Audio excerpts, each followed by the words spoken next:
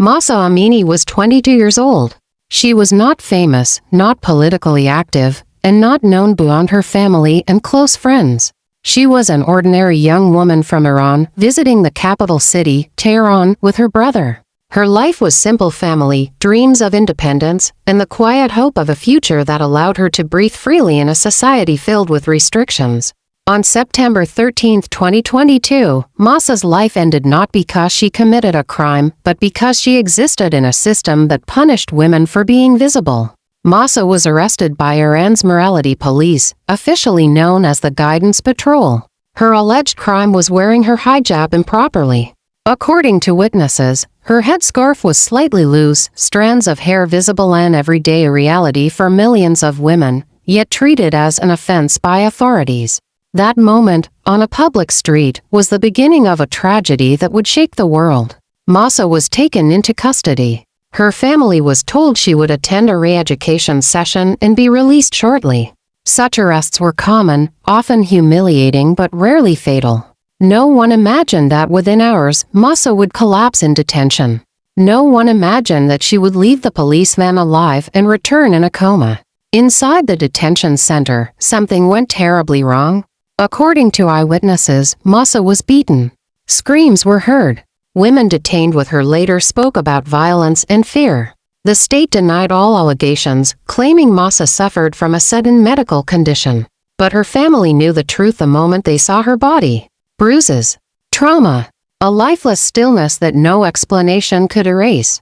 Mahsa Amini fell into a coma and was transferred to a hospital. Photos of her lying unconscious, tubes connected to her body, spread rapidly across social media. Those images, real, undeniable, became proof that something horrifying had occurred. Doctors were reportedly pressured to stay silent. Journalists were warned. Her family was threatened. Even in death's shadow, control mattered more than compassion. On September 16, 2022, Mahsa Amini died. The government announced that she had died of natural causes. Her family publicly rejected the claim. Medical records were withheld. Independent autopsies were not allowed. Justice was buried under authority before it ever had a chance to speak. But something unexpected happened.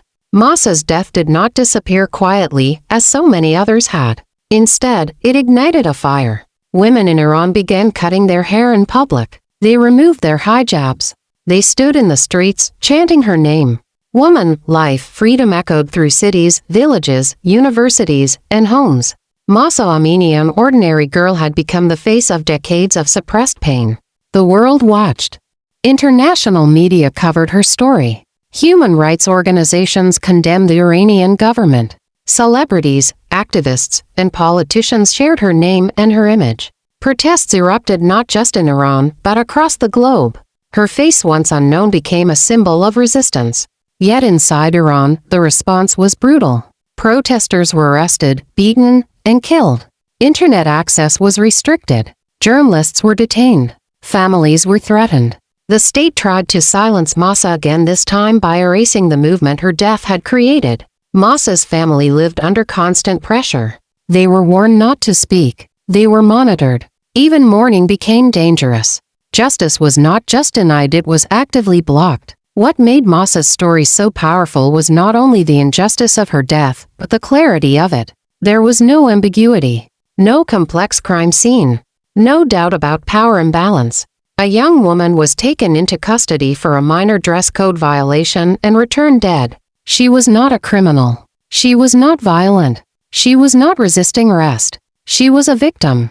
Mahsa Amini never asked to be a symbol. She never stood on a stage or led a movement. Yet her death exposed the cruelty of a system that treats women's bodies as property and obedience as survival. Chapter 1 of Mahsa Amini's story is not just about her final day, it is about everything that led to it. A culture of fear. A system built on control. A silence enforced for generations. Her story did not end with her death. It began there. Mahsa Amini's death was meant to be the end of the story. That is how the system had always worked. A body, a brief statement, a warning to the family, and then silence. For years, countless women and men in Iran had vanished into that silence. But this time, something shifted. Something broke open that could not be sealed again. The morning after Masa's death, her name began to appear everywhere on phones, on walls, in whispers between strangers. At first, it was grief. Then it became anger. And then, something far more dangerous to those in power, unity. Women gathered outside hospitals, outside police stations, outside universities. Some cried. Some shouted. Some stood in silence, holding photos of Masa's face, the same face that had smiled in ordinary family pictures only days before. The state tried to control the narrative immediately.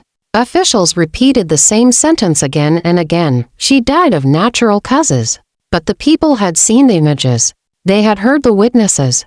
And they had lived long enough under fear to recognize a lie. The first protests were small. A few dozen people chanting Masa's name. Then hundreds. Then thousands. In cities like Tehran, Saqqez, Sanandaj, and Mashhad, streets filled with voices that had been suppressed for decades. Women removed their hijabs and raised them in the air. Some burned them. Others cut their hair publicly, a symbolic act of grief and rebellion rooted deeply in culture. The chant spread like fire: woman, life, freedom. It was more than a slogan. It was a declaration. For the first time in years, fear began to change sides. The government responded the only way it knew how: with force. Riot police flooded the streets. Tear gas filled the air. Batons came down on backs, arms, and heads. Protesters were dragged into vans, beaten in alleys, detained without explanation. Videos recorded on shaking phones showed blood on pavements, young women being pulled by their hair, young men collapsing under blows. Internet access was restricted. Social media platforms were blocked.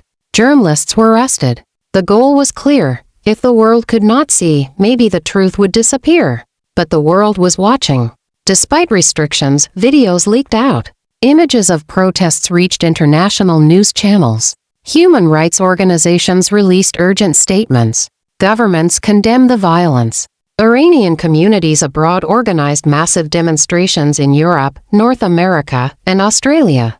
Mahsa Amini's name was spoken in parliaments, on red carpets, and at the United Nations. She had become a symbol of resistance far beyond Iran's borders. Inside the country, however, the cost was terrifying. Students were expelled from universities. Teachers were fired for speaking out. Protesters were charged with vague crimes like enmity against God. Some were sentenced in rushed trials without proper legal defense. Families were forced to sign statements claiming their loved ones died from accidents, not state violence. Mahsa's family lived under constant surveillance. Security forces surrounded their home. They were warned not to speak to the media. Even visiting Mahsa's grave became dangerous. On anniversaries, roads were blocked. Mourners were threatened or arrested. The state feared even her memory. And yet, people kept coming. Women placed flowers on her grave. They whispered prayers. They said her name quietly when they could not say it aloud. Mahsa had become more than a victim. She had become a reminder that injustice could no longer hide in the dark. What made this movement different was not only its scale, but its leadership. There was no single organizer. No central figure to arrest. Women, especially young women, led from the front. Schoolgirls tore down images of leaders from classroom walls. University students marched despite expulsions. Mothers protested for daughters they feared losing necks. The government called them rioters. The world called them brave. But justice remained distant. An investigation into Mahsa's death was announced, then quietly controlled. Independent observers were denied access. Doctors were silenced. The final report repeated the same claim: no wrongdoing. No officers held accountable. No trials. No consequences. Justice, once again, was denied. Yet the story refused to end there. Mahsa Amini's death exposed a truth that could not be erased. A system that punishes women for existing freely is a system built on violence. Her story forced millions to confront what they had normalized for years. It shattered the illusion that silence equaled safety. Every protester arrested, every woman beaten, every voice silenced only added weight to Mahsa's name. The movement became about more than hijab laws. It became about dignity, autonomy, and the right to live without fear. Mahsa did not survive to see the impact of her story. She never heard the chants. She never saw women cut their hair in her name. She never knew that her final moments would awaken a nation. but her absence spoke louder than any speech. Chapter 2 of Mahsa Amini's story is about resistance born from grief. It is about courage growing where fear once ruled. It is about a truth that refused to be buried even when justice was delayed, denied, and distorted. The system tried to erase her. Instead, it made her unforgettable. Mahsa Amini's story did not end with the protests, the arrests, or the headlines that slowly faded from international news. For her family, for countless women in Iran, and for those who had risked everything by chanting her name in the streets, the question remained painfully unanswered. Would there ever be justice? The state believed time would do what force could not. That outrage would cool, that fear would return, that people would move on. But justice has a strange way of surviving.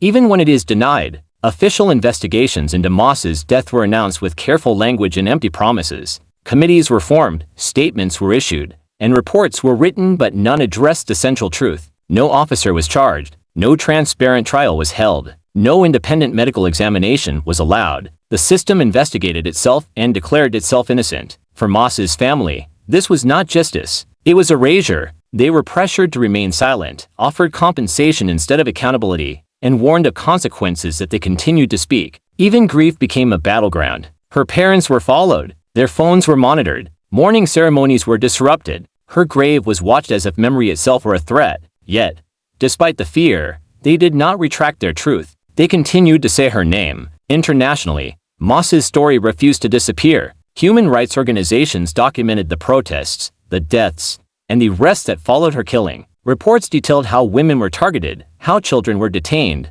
how forced confessions were extracted. The world began to understand that Mahsa Amini was not an isolated case, but a mirror reflecting decades of systemic abuse. Governments imposed sanctions. Global institutions issued condemnations. Mahsa's image appeared on murals in foreign cities, on banners in marches, and on magazine covers. She became a symbol not chosen by politics, but created by injustice. And symbols are powerful. Inside Iran, the cost of resistance remained devastating. Many protesters were sentenced to long prison terms. Some were executed after rushed trials that violated every standard of justice. Families were told to stay silent or suffer the same fate. Fear returned, but it was no longer absolute. Something had cracked, and everyone could feel it. Young women continued to resist in quiet ways. They walked unveiled. They spoke more freely. They questioned authority in classrooms, in homes, and whispers shared among friends. Each act was small, but together they formed a current that could not be fully controlled. Mahsa's legacy lived in those acts. Justice, in its traditional form, never arrived for her. There was no courtroom confession, no public apology, no prison sentence for those responsible. The system refused to admit its crime, and in doing so, it revealed its deepest weakness. Truth does not require permission to exist. Mahsa Amini became a measure of moral accountability. Her name forced the world to ask difficult questions. How many others suffered in silence? How many were punished for simply being women? How many stories were buried because no one was watching? Her death exposed a truth that could no longer be denied. When laws are built on control rather than humanity, injustice becomes routine. And yet, hope survived. Not because the system changed overnight, but because people did. Women found courage in Mahsa's memory. Men stood beside them. Generations that had grown up in fear began to imagine something different. Mahsa's life, though short, had shifted the conversation forever. The cost of silence had become higher than the cost of speaking. In this way, justice took a different form. It lived in awareness. It lived in resistance. It lived in refusal. Mahsa Amini did not receive justice in court, but she received something no authority could take away. The truth was known, and it was believed. Her story reminds us that justice is not always a verdict. Sometimes it is a legacy. Sometimes it is the courage left behind when fear is no longer enough to control a people. Chapter 3 is not a conclusion. It is a continuation. Because as long as her name is remembered, as long as her story is told, and as long as people refuse to accept injustice as normal, Mahsa Amini has not been erased. She became what the system feared most, a truth that would not die.